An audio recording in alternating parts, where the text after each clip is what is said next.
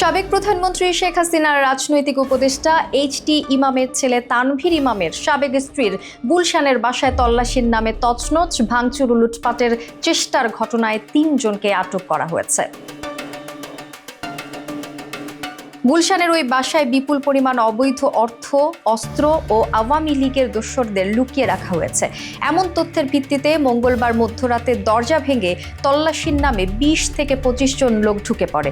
তল্লাশির অজুহাতে সেখানে প্রবেশ করে বাসাটি তছনছ ভাঙচুর ও লুটপাটের চেষ্টা করে তারা। ৯৯৯-এর মাধ্যমে খবর পেয়ে রাত ১২:৩০টায় ঘটনাস্থলে আসে গুলশান জোনের ডিসি, গুলশান থানার ওসি সহ সেনাবাহিনীর সদস্যরা।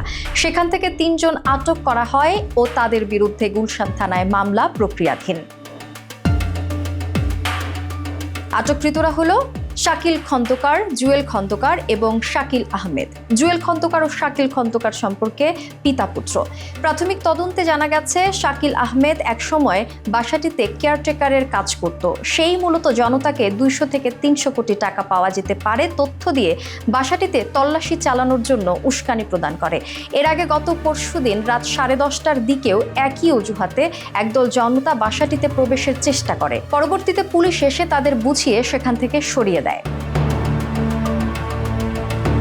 স্বরাষ্ট্র মন্ত্রণালয় এই মর্মে আবারও সতর্ক করছে যে কেউ যেন আইন নিজের হাতে তুলে না নেয়। কোথাও কোনো অপরাধ সংঘটিত হলে যেন সঙ্গে সঙ্গে নিকটবর্তী থানাকে অবহিত করা হয়।